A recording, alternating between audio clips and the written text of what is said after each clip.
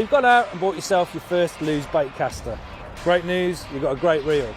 But how do you go about setting it up? What we're going to look at here is the different adjustments on the different knobs and different areas of the reel that you need to adjust and change and modify to your fishing to make sure everything's smooth, everything's casting right, and you're getting full potential out of your reel. Right, the first thing you need to look at is the drag. Now the drag is adjusted by the star grip just behind the reel's handles. What you need to do with this is make sure it's not too tight. What will happen is if the drag's too tight, so you cast out and hook into a fish or you hook into a snag or anything like that, your braid will dig in. Now as soon as the braid digs in to the other braid, that'll give you a little section when you cast out that will jag and cause overruns. And overruns are what you really want to avoid with a bait casting reel.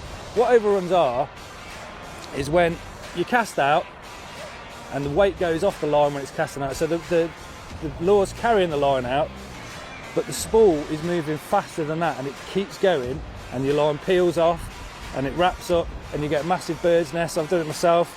My mates used to take the mickey out of me for loads of line going everywhere, and what it'll do is it'll ruin your fishing. It will cost you a lot of money in braid, because in the end you'll either have to work it all out or end up cutting it off, and it'll cost you a fortune. So that's what you want to avoid. You want to avoid backlashes and bird's nests and all that kind of mess.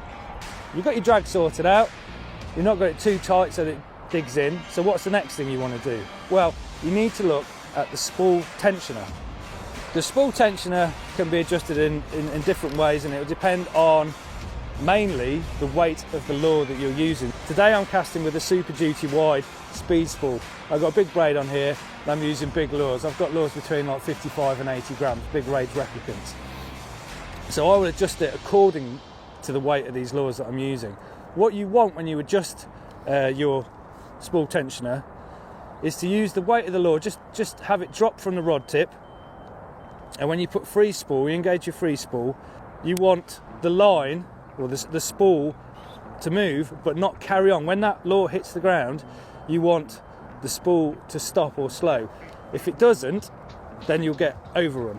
So to demonstrate, if I take the tension off, take it all the way off and put the free spool on, the spool will carry on. Once that lure has hit the ground, the line will carry on spilling out because the spool's still revolving.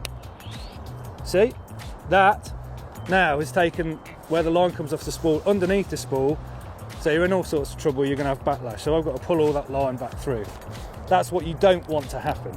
Okay, so from there I'll put the tension right up and you see I'll engage the free spool, lure will drop and the spool just stops. So there's no overrun of line, there's no backlash, no bird's nest, you're good to go.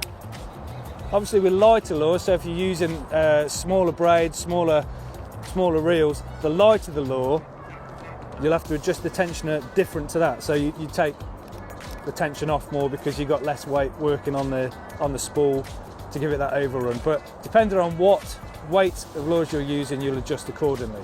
You've got your clutch set, you've got your spool tension set. The next thing to look at is your cast assisting side of things, which is your magnetic brake. So just to explain, your magnetic brake assistance on the Lew's reel sits on the right hand side of the reel with this side plate, and you can see them here. It just pops off, lets the spool go, and you've got 5 little magnets in there. What they do is act on the side of the spool there just to slow it down on the cast, like I say, mainly at the end of the cast when it's running out of energy, just to stop that line following through on the spool and you get a big backlash and a big bird's nest. And that's adjustable on the other side with your dial, and the dial controls how much the magnets act upon the spool. Very simple but very, very effective. What I do when you first get your reel is set that dial to 5. That's a good general setting right in the middle. And even if you just fish with that from there, it won't give you any problems. Definitely don't turn it off because you need the help on that, because you will get the backlash as soon as the lure hits the water. You've got that much force going through the spool you need that magnetic help to slow the spool down, especially if you're not used to controlling the spool with your thumb on the cast. So when you get used to it, you'll be casting out and feathering it down with your thumb anyway on the spool. That's what bait casters are brilliant for, because you're right there, full control over the spool with your thumb. And that's you sorted really, as long as you've set your drag, set your tension, set your magnets, you're spooled up okay with decent braid. It's not too deep, it's not too shallow, then you'll be absolutely fine. There's no reason to be scared of a bait caster. That's the simple message here.